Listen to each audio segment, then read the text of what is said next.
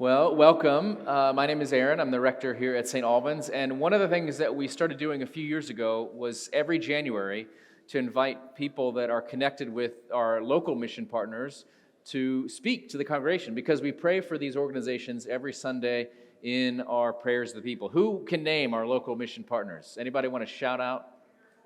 Care Portal, Caritas, Mission Waco, WWE, Cedar Ridge, Mission Waco, The Cove.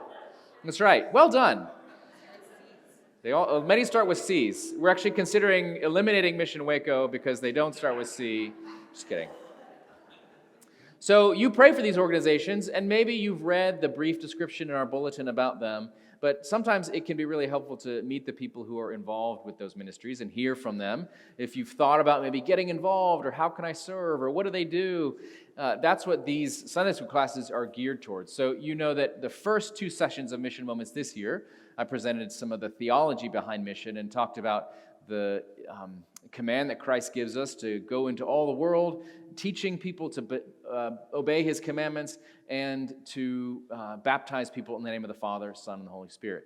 And we believe that first part of teaching people to obey the commandments of Christ, there's two big ones.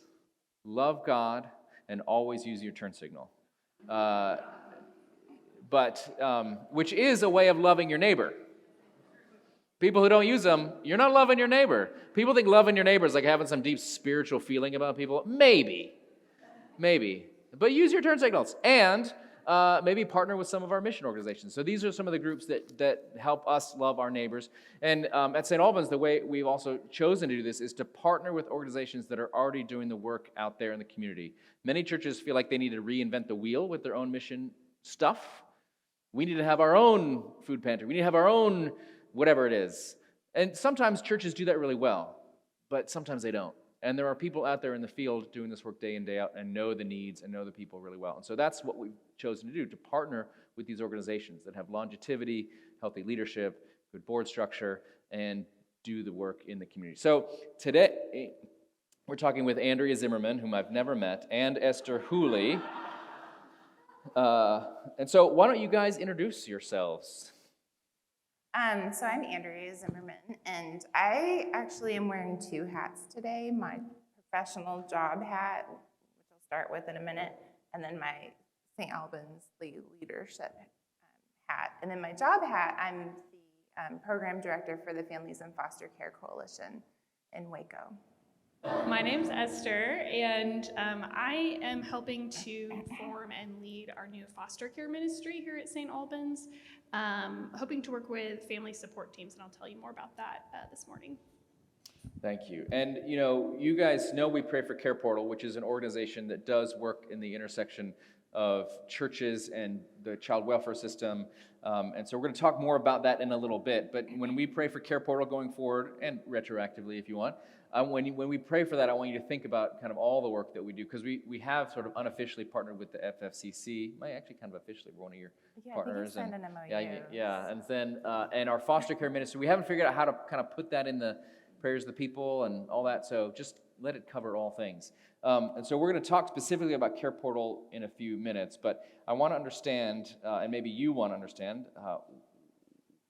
what is the deal with foster care? And why is it something that we've identified, an area that we want to be involved with here at St. Albans? And what are the needs in the community? So, Andrea, I'm going to turn it over to you to talk about some of the needs in the community around foster care. Yeah, sure. So, full disclosure, I actually speak to churches like this. So, this is my job hat. And when we talk about foster care, it's important to sort of define the terms. Foster care actually starts with prevention, so working to keep families out of state involvement. When that's not possible, it moves to family preservation. So trying to keep families together, that might look like a relative or kinship placement. Those often happen outside of the foster care system.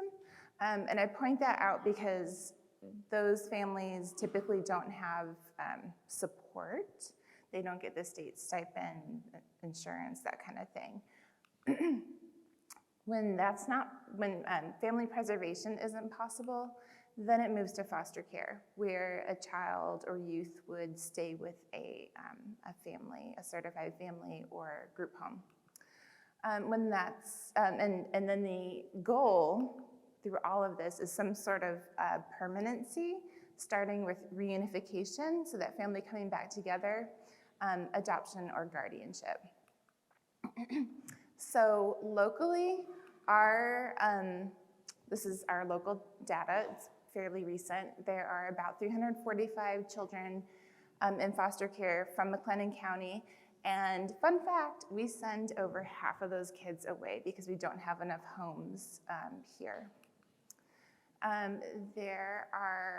So we need about 90 new foster homes, assuming each home takes 2 kids. There are 86 children waiting for adoption. And then there are 60 children ages 14 to 17 in foster care. And I point that out because those kids statistically will age out of foster care. And then there are 12 youth in extended foster care who are 18 and up. And again, those kids will age out. Yeah, so one of the things, if there are 345 children in foster care, but as you said, a lot of children who maybe are in a situation where their parent couldn't take care of them, they go to live with an aunt, a grandparent, a friend of the family, and so they're never officially in the system, but they would be part of this group of children that are in need. Yeah, so fun fact, about 3 years ago, that 345 number was actually about 1,200. Wow. The state dealt with the COVID numbers by changing the rules, so it's harder to remove kids due to neglect. So the kids that are removed are pretty high. Their experiences are pretty bad. So you used to, a worker in CPS or Department of Family and Protective Services could go and say, there's neglect here, I'm removing the children. Now it's harder to do that because the standards have been lowered for what allows removal. Yeah, so in a situation like that, the CPS would actually try to work with that family to get them some resources, some parenting classes, try to create an environment where they can stay safely. Yeah, so because we live together, I know that one of the things you talk about a lot is, we're married, community-based care. And community-based care is a big word, big phrase in foster care right now. Some of you may know it, maybe new to some of you. So tell us a little about community-based care. You do have a slide. Yeah, so in 2017, the state decided to privatize foster care, and they rolled out a system that has been implemented in different parts of the state. Our region is one of the last regions to go through this change. It'll hit us in about a year or two. Without getting too boring, the way that this will impact us is that all those kids we send away will have to stay here. So we have to build the resources locally to care for those kids. We have to increase capacity in the mental and behavioral health space. We have to have more foster homes. We have to provide better kinship support. All the things have to increase. So that's why the efforts we even have at St. Albans. It's a part of that. Under the model of community-based care, with keeping those kids closer to home, it should provide better outcomes, right? Because the child is near their family. They're, the goal of reunification is a lot more attainable when that child is near their family and not in like San Antonio or something, and the parent has to go visit them there. They can potentially stay in their school environment, their faith environment, their positions and services remain the same. So it's a lot less traumatic for the child. Okay. And I think there's another slide about community-based care. Yeah, there we go. That just repeats what I said. Okay. Yeah, so it reduces trauma. For older youth, which is we have major gaps for youth who are approaching aging out here in Waco. Potentially it could keep them, it just provides more stability. If they have a job, if they have a support group, they stay close to that. So overall reduces trauma. Yeah, so as you said, community-based care is not here yet. It's coming. So a lot of the work that was previously done by CPS is going away, sort of being eliminated by the state. They will just do the evaluation and then removal if needed. But after the removal, it's going to be handled by a local nonprofit or network of nonprofit agencies. And in the future, we hope to see those agencies bid to get those funds from the state to run that here. You've been paying attention to me. I have been paying attention. I always pay attention. And so that is happening. So look out for that. But before that happens, what are some things that we can do now? Yeah. So, so now there are some pretty tangible ways to be involved. In the prevention space, that looks like engaging with vulnerable families, family preservation, helping those kinship placements succeed, foster care support. Esther is going to talk about what that can look like. Becoming a foster parent, becoming a certified babysitter, which we have a process for, and then becoming involved in efforts around youth aging out. So at St. Albans, we have focused on the family preservation area through Care Portal, which I'll talk about in a minute, and then the foster care support, which Esther will talk about. And if people want to get more involved, they're impassioned today. Oh, look at that. There happens to be a QR. So the Families in Foster Care Coalition, every month I send out a newsletter that's packed full of opportunities, events coming up. We just had a training a couple weeks ago. We partnered with Methodist Children's Home to offer a trust-based relational intervention or trauma-informed training, specifically for churches, and we'll do that again in a probably over the summer. But that's just a very tangible way to kind of start preparing to interact with children and youth and families that are in the child welfare space. Yeah, and I can say that St. Albans, we want to be a place where children who are coming from households where there was or is trauma, maybe children who are in the foster care system, we want to make sure that we're trained and ready to respond to that, because children can sometimes act in ways that, you want your Sunday school volunteers to respond appropriately, not necessarily scolding or yelling or trying to get the child to change their behavior in a way that may actually exacerbate because they're coming out of a trauma full environment. So Emily Barton Spinks, our Director of Children's Ministry, Stephanie Drum, our Director of Youth Ministry, Garrett Armand, who also helps with youth ministry, and Kara Leslie all attended this training, by the way. And Martha. And Martha. Miss Martha. Saint Martha, who works in our nursery and sits at the right hand of our Lord Jesus Christ. She also attended it. And so, yeah, these trainings get offered more and more. So if you scan that, take it to your phone, scan it now. I won't judge you. If you get her newsletter, you'll also hear about these trainings when they come up, and lots of other stuff you'll learn about. So let's talk now to Esther, who's been waiting patiently. Well done, your turn. You've started a ministry here at St. Albans to support foster and adoptive families, but there's a reason you did that, maybe a personal reason. Would you like to talk more about that? What motivated you to do this? Yeah, so a couple years ago, my husband and I fostered our twins and eventually adopted them. And that was a just beautiful and somewhat traumatic experience, I guess, just very life-changing. And obviously we live in Waco. None of our family is here. So we were doing a lot of this on our own. We had, great support from St. Albans and friends, but there's not a lot of people to call in the middle of the night when you need something or an emergency happens. And so just my own experience let me know there's maybe a gap at St. Albans and ways we can get more involved. So I have that sort of personal pull just because of many experiences with our children and the adoption process.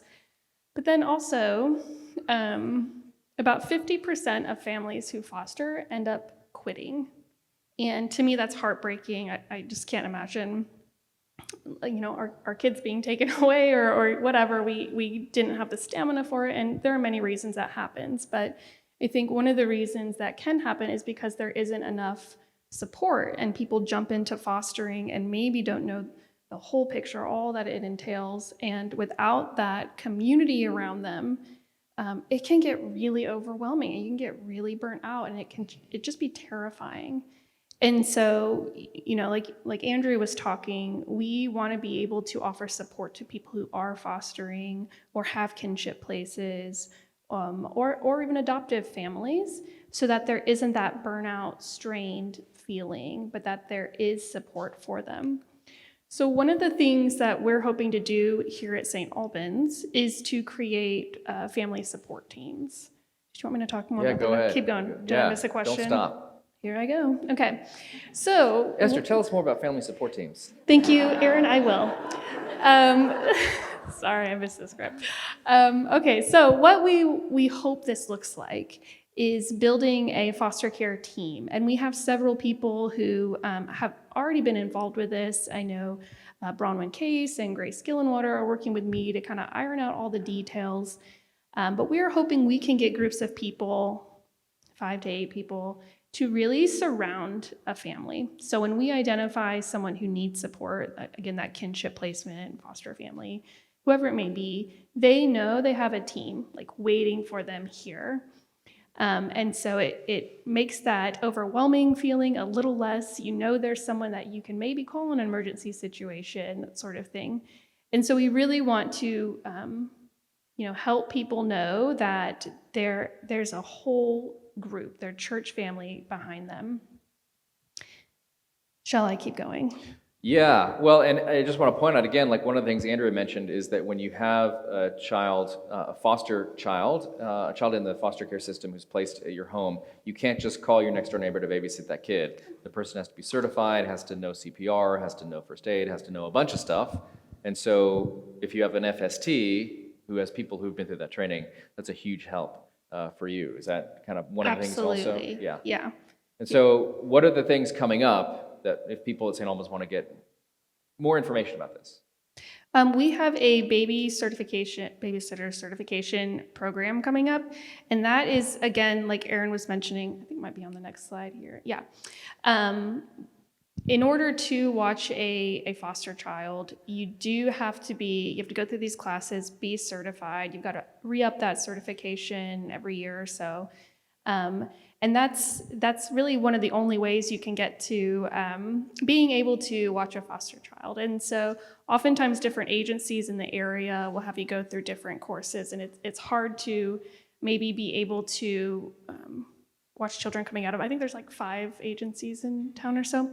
So with our babysitter certification, you get certified through any of those agencies. So wherever a foster child is coming out of, you're able to support a family if you're part of that FST by babysitting, driving a kid somewhere, taking them to their appointments, to be able to help that foster family. Yeah. Thank you. Yeah, and for some of you who remember one of our previous ministers here, Ben Madison, who's now in New Jersey, they have had several foster kids, and they are getting ready to adopt 2 twins, and they have another baby who's been placed with them recently. So if you're still friends with Ben on Facebook and you have questions, you can ask him about this. If you know Esther, you can talk to her about this. There's her experience. But I think as I'm counting in my head, at least that I can think of right now off the top of my head, and this probably is a lower count, but at least 4 foster and adoptive families at St. Albans right now, and that number could potentially grow. So this, and having the support structure is a huge part of, if somebody's thinking about, maybe I want to try it, being a foster parent, and if you know you're going to have this team around you, makes a huge difference. You did it without the team, so extra points for you. But speaking of, yeah, go ahead. We don't necessarily know when a family is thinking about that or going through that process. So it's important that people self-identify because we're building this effort and we want to partner with families, but we don't have a way to know unless you tell us. Yeah. So. One thing, this is a little side note here. I met some folks at a Mission Waco gathering. I was leading a prayer for their staff lunch. And a guy came up to me afterwards and said, I'd love for you to see one of the ministries that we're running here. This is not a Mission Waco ministry. This guy sort of helps out with Mission Waco. And they're running something called the Hangar on 17th Street. If you've driven across that bridge from sort of Franklin to Austin Avenue, you go over this, you see this little thing, they now put a sign out front, thehangar.com. And it just looks like a little corrugated metal bunker. And for about 7-8 years, a man and his wife have run a ministry to try to feed and provide some shelter for homeless folks.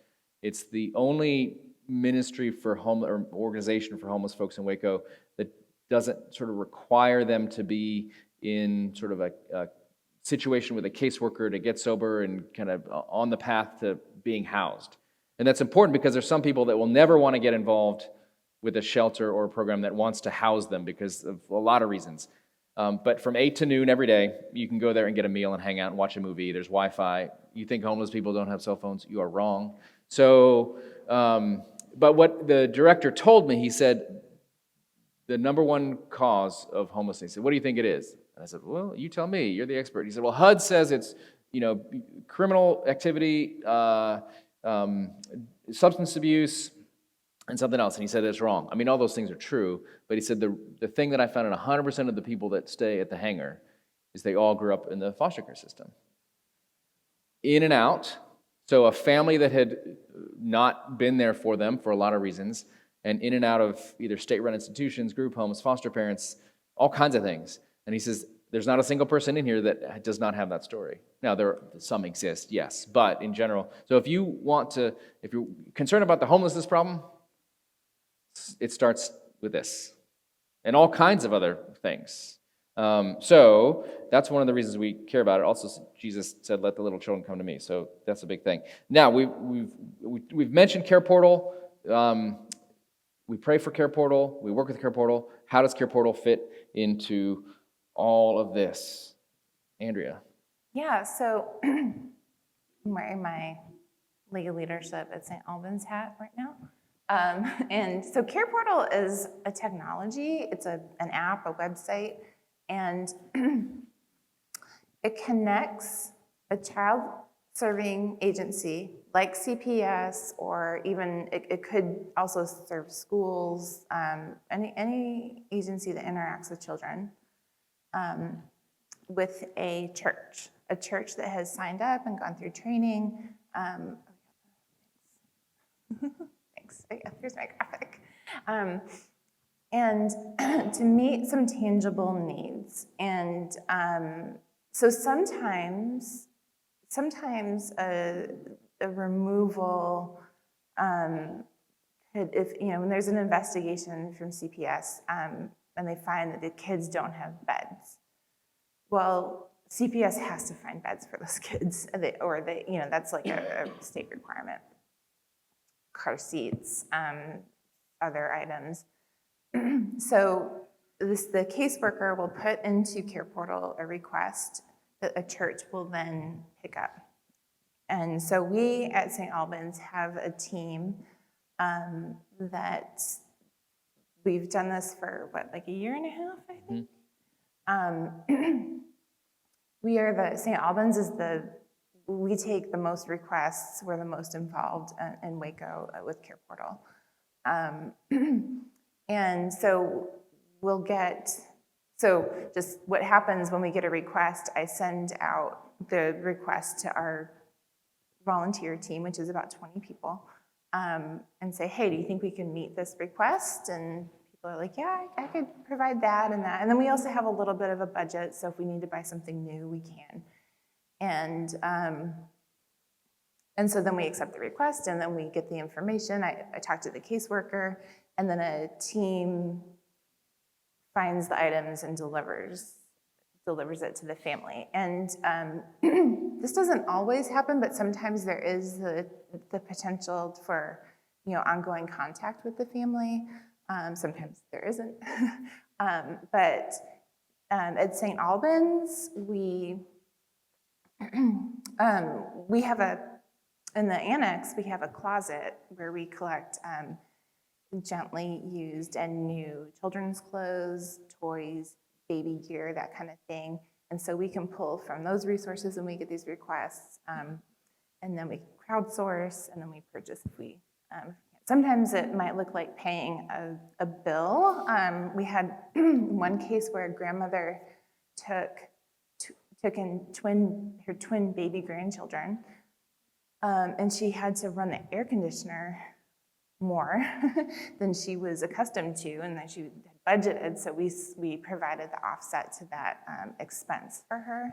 I'm trying to think of some creative care portal requests we've had. So going forward, we are, let's see, oh, okay, so there's so many ways to get involved in Care Portal here. One is to help with the care closet. We have a drop basket in Higgins Parlor, and that has to be carried over to the annex, and then the items sorted. So we have a sign up genius to get involved in that.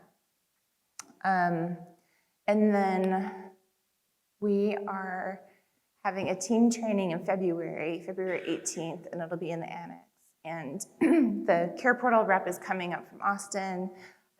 We have an opportunity, and this might be hard for me to explain, but we have an opportunity because we have so many,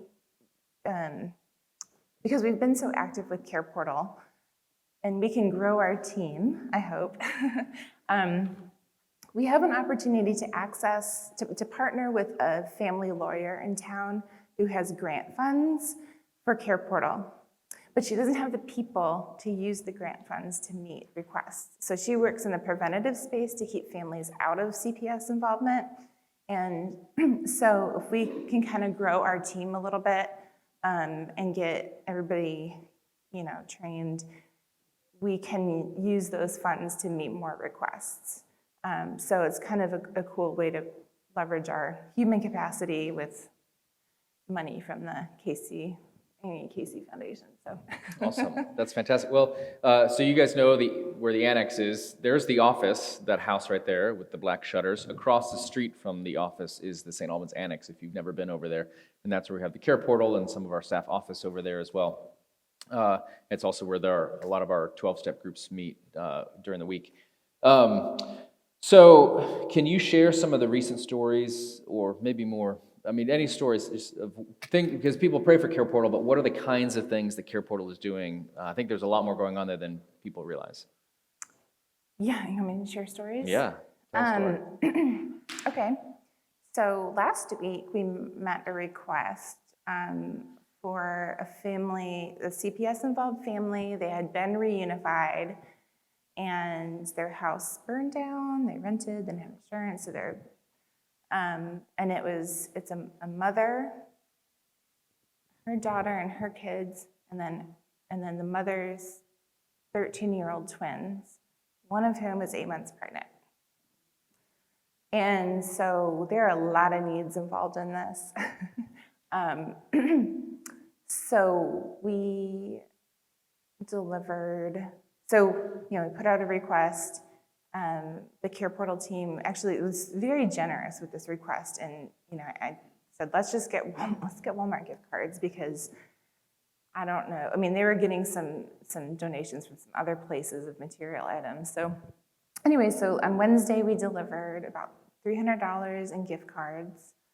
I made a shopping trip to get a bunch of specific items they wanted, like toiletry kind of hygiene items. And then we had 4 or 5 bags of clothing and shoes, either purchased or gently used from our team. And they're living in a hotel, correct? Living in a hotel. And so through the caseworker, I pushed some additional ideas for resources for that family. So yeah, and I'm not sure that this particular family will have an ongoing relationship with. Yeah. With Care Portal, there is that potential. Because you go in person, You with go in another one of person, volunteers, you drop yeah. the stuff off, you meet the family. Right. Yeah. Yeah, no, there is another family. I think you visited twice and helped like set up some curtains or something. And we've had a little more ongoing interaction with. And then there was another family right before Christmas. This was actually outside Care Portal. It came through me from my work. But Esther and I activated we made a little Care Portal, quick Care Portal team because the need was so huge. It was 9 children removed. Parents were arrested, so these kids were removed, and I got the call from Waco PD looking for help. All these kids need beds. We need 4 car seats. We need, cribs with ages 1 to 12, 9 kids. And they were all going to grandma. So, imagine, and this is a kinship placement. It's not, so it doesn't come with the state stipend. It doesn't come with the state health insurance you get in a certified foster care placement. So we activated all these community partners. Methodist Children's Home provided the beds, Foster Village provided clothing, Waco PD provided toys because it was right before Christmas, so Christmas gifts. Esther and I brought some of the baby gear. We also went and picked up car seats from another community partner. And then I reached out to a bunch of churches to ask for gift cards to get them for food. And I think what's so amazing and important about that is that sometimes there's this stereotype of like foster parents or foster caretakers being people that are just, abusing the system to get the stipend and just putting a bunch of kids in the back room or something. And certainly abuse of that system does happen. But what a lot of people don't know is there's a system like this where they're receiving children to be placed with them, this kinship placement, but they're not certified. They're getting no help from the state. And there are a lot of those situations where family members or for whatever reason don't want to go through the certification process because it's a long, difficult, and sometimes it doesn't, if your job, there are a lot of hurdles to getting certified to even be a foster parent. So, well, even getting your house up to, who here has room for 9 kids in separate bedrooms in their house? You just can't, it's impossible. And so the state supposedly is making some changes. We haven't seen them yet to be more accommodating to kinship placements because, surprise, surprise, the state is really pushing kinship placements. Yeah. They don't have to pay for. So, right. So there's, it's hard to become a certified foster parent. Because so many people have taken advantage of it and children have been harmed. So one of the cool things about the Care Portal app, again, think of it like Craigslist, but for, it's like it connects people who need things or can provide things when there's a situation of need, but obviously a very specific thing. But one of the cool things about the app and the way they've built it is it shows the economic impact. So we may only spend a few $1,000s a year on Care Portal requests, but the economic impact is greater because if a family can stay unified or these kids can be placed there, and it lowers a cost throughout the system of sort of the social services that are provided. And so what is the impact what's that number roughly for St. Albans Care Portal stuff for the last year? Well, if you add the requests we just met, it's probably around $12,000. Yeah.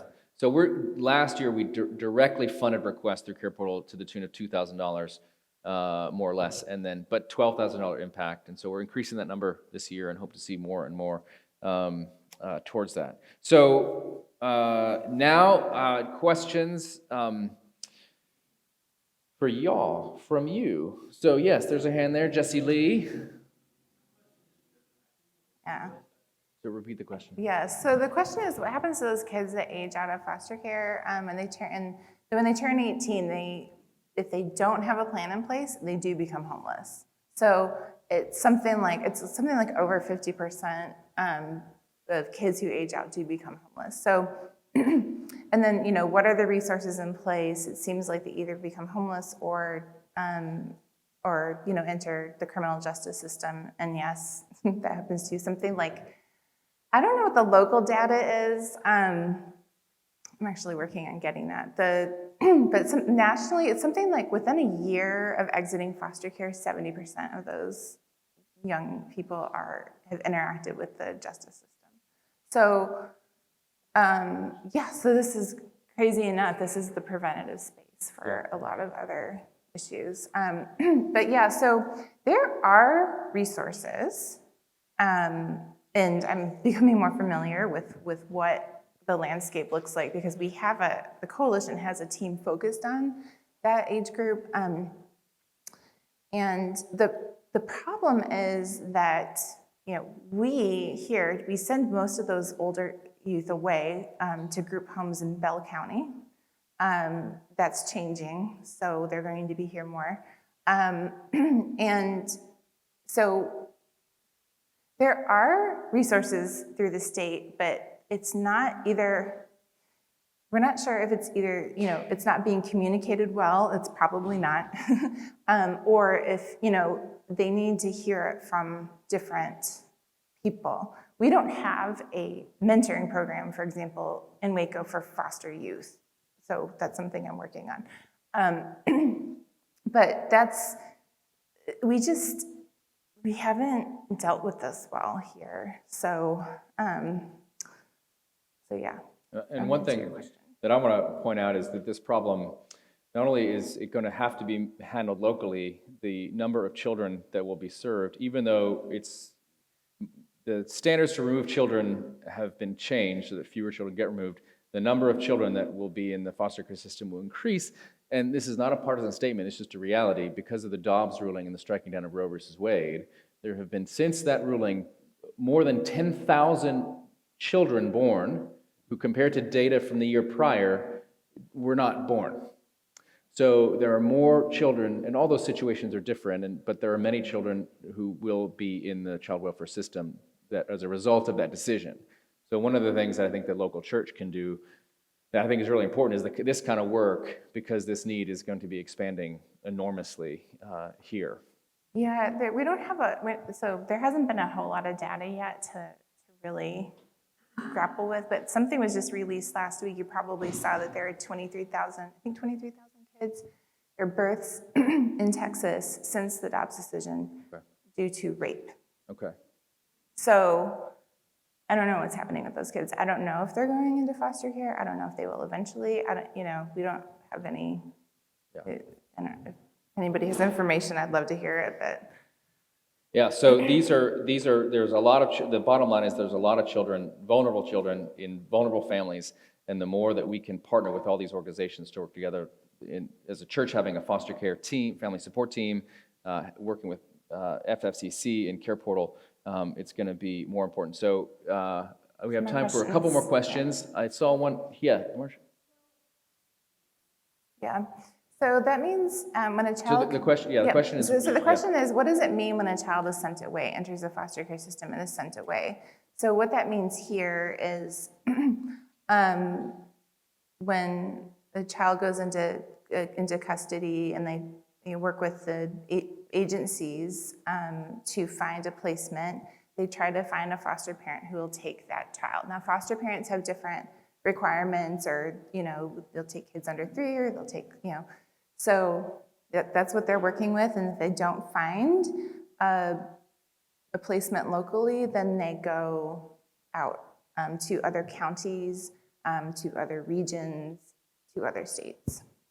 So kids from LaCanna County get sent to Houston, San Antonio, Tulsa, Oklahoma. Mm-hmm. Yeah. Yeah, and then for older youth, it's a lot harder to find a placement. So I shouldn't say older youth, over 8 years old, it's harder to find a placement. It's also harder to find a placement for children with complex needs. So those kids they try to find something maybe in a more urban environment where there's medical facilities. But so yeah, over 8, and then with the change that's coming from the state, they'll be required to stay within 50 miles. And that's a huge challenge for counties with a very small population. And so, I mean, and every county is trying to do like what McLennan County is doing, because community-based care means all these organizations, nonprofits, churches, schools, whatever. And by the way, you'll begin to see a lot of connections between the ministry partners that we pray for and work with. So Cedar Ridge, as an elementary school with 99.9% of their children qualifying for free and reduced lunch and low socioeconomic status and all that, Aaron Lange, the principal who'll talk to us next week, deals with stuff like this and can make requests in Care Portal, for example. You'll hear from Tim Packer next week as well, who works with the Cove, which deals with teens experiencing homelessness or housing insecurity in Waco ISD, many of whom are involved in the foster care system. So, like, all this stuff is connected. Go talk to John Calloway at Mission Waco, and we'll talk about the people they serve and the involvement, again, in this child welfare system. So all these things are connected, and that's why St. Albans has chosen to focus on vulnerable youth and children, housing insecurity, food insecurity, again, because all these things are connected, and it is a lot. Our culture we're the most, again, not a partisan political statement, just the data. We have more incarcerated people as a percentage of our population than any industrialized country on the face of the earth. It's primary medical, mental health, provider for a lot of people that come through the foster care system. So it's a lot cheaper and better and more, just from a more thriving perspective of having a thriving society, if you can deal with the downstream problems or the upstream problems as opposed to just downstream. Now there's a crisis, we got to put somebody away. So that's why we work in the space. I saw Alan had a question. No, yeah, and so the question was, what does this space look like for LGBTQ kids in foster care and for people who want to be involved in some capacity? And so, I mean, you probably know what the state's position on all of this, right? So, but on a micro level, like locally, interacting with people, it's different in a good way, I think. What I have heard, and maybe you want to answer this, from caseworkers, from state officials, is very different from what you would hear on Fox News. And they are looking for the best outcomes for their children. And I don't, do you know the statistic for youth in foster care have a much higher percentage who identify as LGBTQ. So it's an important conversation. I don't know what that percentage is. Well, I don't know the percentage, but I do know, working with a local Christian adoption agency, they, again, like Andrea said, they were looking for the best fit for the kid. It did not matter what your sexual orientation was, gender identity. It was about, how do we get this kid a safe and loving home? Yeah, so there are at least two local agencies, Arrow and CK Family Services, who do certify couples and LGBTQ couples, and they don't advertise it because they like a lot of organizations receive donations, and anyways, it's just kind of a difficult space to be in Texas as an organization where you're dependent on charitable giving. But yeah, so there's definitely, I mean, I'd say it's a little bit underground. But in terms of the organizations that we partner with, there's no, like Care Portal, that's not even a part of the conversation. Like we serve everybody. CPS, or the partnering organizations, put in all kinds of requests for everybody. Thank you, Alan. Yeah, I think, and this is go ahead. I was going to say the need is so great in Texas that it will require, I mean, the Catholic Church has a position on this that's very clear. Different Christian communities have different opinions on this, and all those opinions are represented in the congregation at St. Albans and in McLennan County. So this problem only gets solved when all those people work together. So some of those adoptions agencies that have certain policies that may be difficult for some, they're going to work in that space, and some that have more expansive are going to work in this space. But it's going to happen. And again, if there's a perfect world, don't go to it because you'll mess it up. But this is the world in which we live, and we're going to have to work in that context here and try to live in that tension in McLennan County at St. Albans. But yeah, I think and if you have, so I'm going to cut it off now because we're out of time. There's another church service. But if you do have more questions, now you know the people who are working in this space at St. Albans, and they can direct you to the resources that you need if you have more questions. Anything that we didn't say that you need to say before we wrap this up? Come to the training on February 18th. Come to the training. And many people feel guilty about, oh, I can't be a foster parent, so I'm just not going to think about it. Everybody can do something, as one of the main speakers in this space says. Everybody can do something. So whether that's supporting Care Portal, or that's praying for these efforts, or whether that's going to the training, becoming a certified babysitter, or donating things to the Care Closet, all those are ways you can help, and really everybody can do something. So thank you very much, Esther and Andrea. Well done.